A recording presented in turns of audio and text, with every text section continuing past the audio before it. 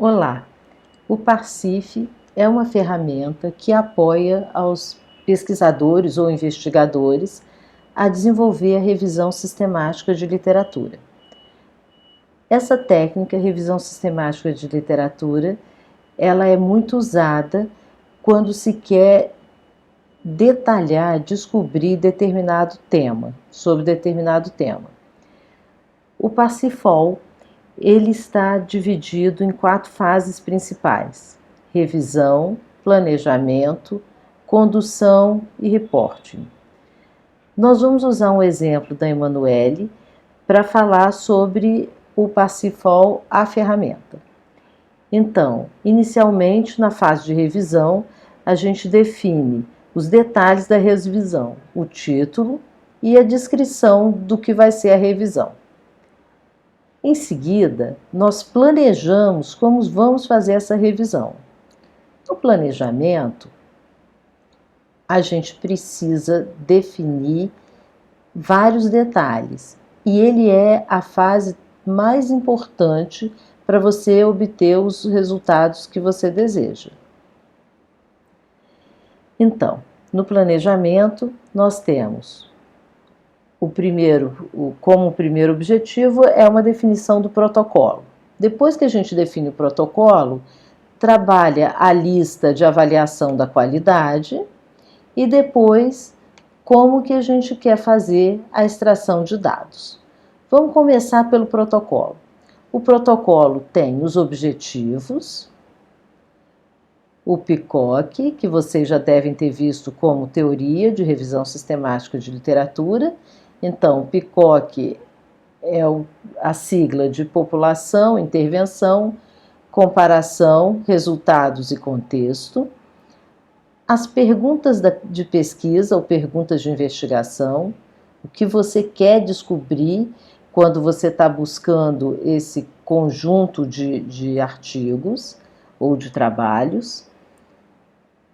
As palavras-chave e sinônimos. Então, dado uma palavra-chave mídias sociais, quais são os sinônimos ligados a mídias sociais? Aqui a Emanuele colocou redes sociais, né? E depois a string de busca. A string de busca, num primeiro momento, você escreve uma string genérica, básica. A partir daí, para cada fonte que você for usar, aqui a gente só está usando o Google Scholar, você vai ter que fazer alguns ajustes, porque a fonte tem alguma sintaxe diferente. Por fim, é muito importante que a gente defina o critério de seleção, por o que me faz escolher um artigo e o que me faz excluir o artigo, apesar de na minha string de busca esse artigo ter vindo. Então, aqui, conceito, que palavras estão me trazendo esse artigo. E o critério de exclusão, eu peguei numa fonte 2 artigos iguais, então um é duplicado, eu não coloco. Ou está fora do escopo, ou não está escrito em inglês e português. Isso aqui são critérios que o pesquisador vai definir dependendo do objetivo de pesquisa dele. Bom, com isso, nós vamos ver a lista de avaliação da qualidade. Na lista de avaliação da qualidade, a Emanuele, especificamente, está interessada em saber se o artigo apresenta no título algumas dessas palavras, se ele tem conceitos, dimensões e indicadores com base na teoria da estruturação adaptativa. Enfim, são perguntas que a query de busca, a ferramenta de busca, né, ela não te traz exatamente, diretamente isso. Então, você, num refinamento, você pode pesquisar e entender se, além daquilo que ela trouxe, você pode refinar a sua busca com esse tipo de questão. E aqui é importante você ver que nessa avaliação da qualidade, cada pergunta que você faz tem resposta e quanto vale cada resposta. Além disso, eu tenho um score máximo, quer dizer, 4, Aqui é o score máximo, a Emanuele considerou que, olha, 1, 2, 3, 4 perguntas, se as 4 forem respondidas sim, a gente tem 4 como score máximo. E se você quisesse dizer, olha, o cutoff score é aquilo que você vai cortar quando for menos de 2, por exemplo, eu não quero saber, né? Poderia ser um critério de corte. Ela deixou 0, ok? Bem, agora a parte de formulário de extração de dados, no caso ela não colocou, mas você pode fazer uma seleção por um ou mais campos e como que você quer consolidar isso para apresentar os dados para você, ok? Com isso, nós vimos protocolo, o checklist de avaliação da qualidade e o formulário de extração de dados que tem a ver com a fase de planning. Na próxima fase é a fase de conducting. Você já teve todo o planejamento e agora você vai executar.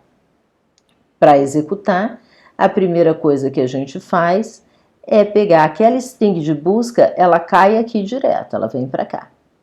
E além disso, ela aparece como base string, porque é o que eu falei, você vai definir uma query genérica e em seguida você tem as fontes. A primeira delas, e a única no caso desse exemplo, é Google Scholar. Então no Google Scholar você escreve com a sintaxe que te otimiza a busca no Google, né? E você registra isso aqui.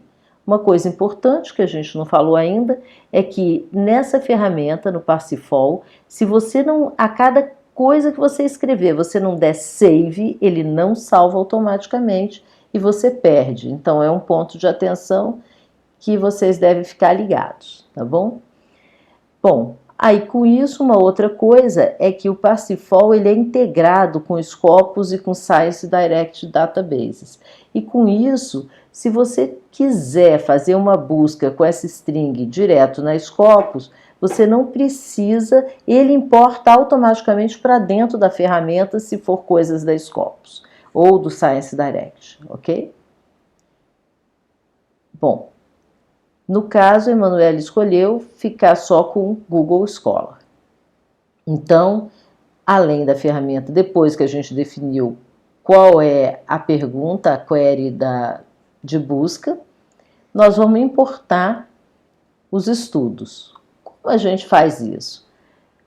Cada um deles tem uma forma de você trazer. No caso do Google Scholar, o que a gente faz em geral é colar aqui o BibTeX Content, mas você pode gerar um arquivo BibTeX e importar, colocar na sua área de trabalho e importar esse arquivo, ok?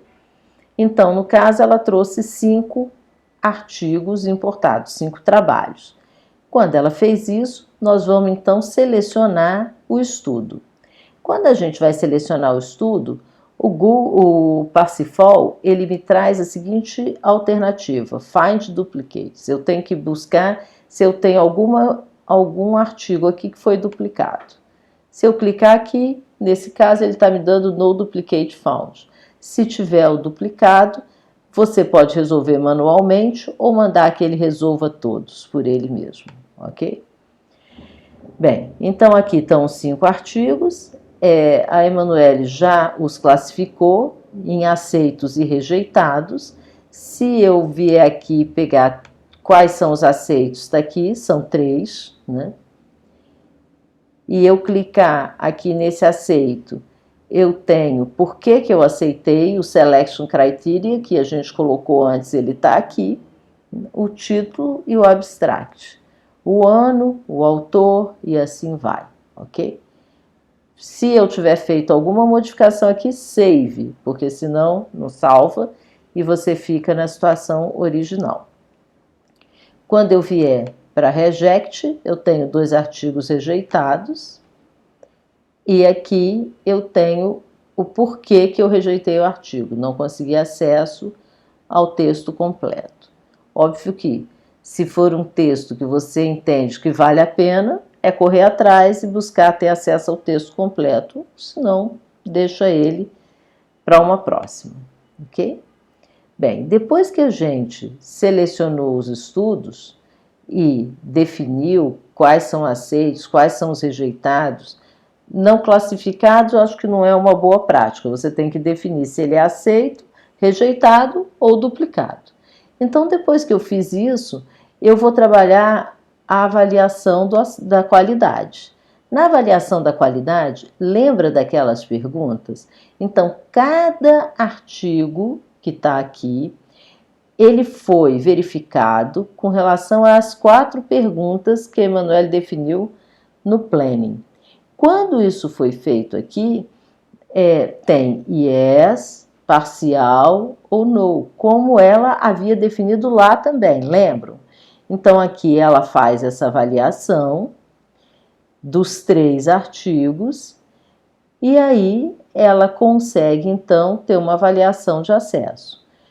Pode olhar a parte do Data Extraction, que no caso aqui não foi trabalhado, mas é uma coisa que a gente pode trabalhar no futuro, né? E o Data Analysis, ele mostra qual foram as fontes de onde saíram os artigos, no caso aqui é Google Scholar 100%, quantos foram selecionados e quantos foram rejeitados, e o ano, número de artigos por ano. Então, teve um que foi aceito em 2008, outro 2011 e outro 2017.